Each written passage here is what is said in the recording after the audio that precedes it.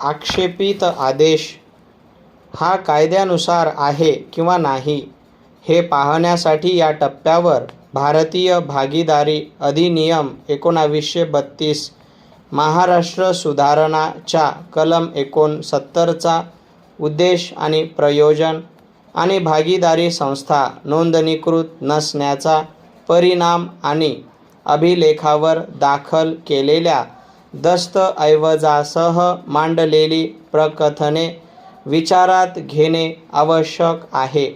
अशा अर्जाचा परिणाम नेहमीच दाव्याच्या मुळापर्यंत जातो. जर प्रकरण साबित केले तर वादपत्र त्याच टप्प्यावर नाकारणे आवश्यक असते. पुरुषाप विद्यमान प्रकरणात जरी पक्षकारांनी भागीदारी संस्थेचे भागीदार म्हणून दस्तऐवज करारपत्र स्वाक्षरित केले असले तरी जेव्हा प्रस्तुत करारपत्र निष्पादित झाले तेव्हा दिनांक 20 डिसेंबर 19 रोजी कथित भागीदारी संस्था नोंदणीकृत झाली नसल्याबाबतची वादपत्रात केलेली विधाने लक्षात घेता गंभीर स्वरूपाचा विवाद दिसत नाही. फुलस्टॉप. अशी भागीदारी संस्था नोंदणीकृत नसल्याचा परिणाम नजरेआड करता येत नसला तरी ती बाब वादपत्रातील प्रकथनांच्या अधीन राहूनच लक्षात घ्यावयास हवी. फुलस्टॉप. वादपत्रासोबत जोडलेल्या दस्तऐवजांसहित प्रकथने वाचली असता हे स्पष्ट आहे की हा दावा प्रत्युत्तरार्थी आणि याचिकाकर्ता यांच्या विरुद्ध करारपत्रातील बाबींच्या विनिर्दिष्ट अनुपालनासाठी त्यांच्या वैयक्तिक अधिकारात दाखल केला आहे. फुलस्टॉप. म्हणून पक्षकारांनी या टप्प्यावर कराराच्या पूर्ततेसाठी भागीदारी संस्थेच्या नावे युक्तिवाद केला नसल्याचे प्रकथनावरून स्पष्ट दिसते. फुलस्टॉप. अशा प्रार्थनेचा आणि प्रकथनाचा परिणामाचा विचार न्याय चौकशीचे वेळी करेल. फुलस्टॉप. परंतु युक्तिवाद केल्याप्रमाणे दिवाणी प्रक्रिया संहितेचा क्रम 7 नियम 11च्या तत्वाच्या आधारे अशा प्रकारचा दावा या टप्प्यावर खारिज करण्यायोग्य असल्याचे माझ्या दृष्टीने उचित नाही. फुलस्टॉप. पक्षकार अशा प्रकारे तोंडी भागीदारी कधीही करू शकतात आणि त्यानंतर ती नोंदणीकृत करू शकतात, या निवेदनाविषयी विवाद होऊ शकत नसला तरीसुद्धा सध्या परिस्थितीत आणि वस्तुस्थिती पाहता वादपत्रातील प्रकथने आणि अभिलेखावरील दस्तऐवज, जो बिगर नोंदणीकृत संस्थेच्या बाबत कोणत्याही प्रकारे संबंधित नाही, त्याकडे दुर्लक्ष करता येणार नाही. फुलस्टॉप. पॅरा.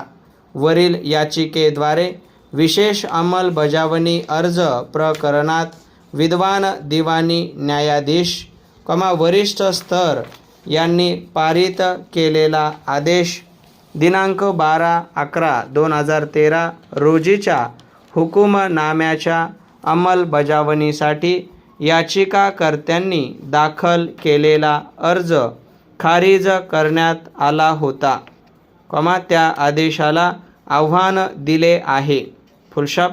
याचिकाकर्त्यांचे विद्वान काउन्सिल यांनी आक्षेपित आदेशावर हल्ला चढविला की, सदर अंमलबजावणी कार्यवाही खारिज करताना विद्वान न्यायाधीशांनी त्यांचा विशेषाधिकार सारता नियमबाह्यपणे अशा प्रकारे वापरला की जणू काही विद्वान न्यायाधीश याचिकाकर्त्याच्या बाजूने दिलेल्या आदेशाविरुद्धचे अपील निकालात काढत आहे. फुलस्टॉप.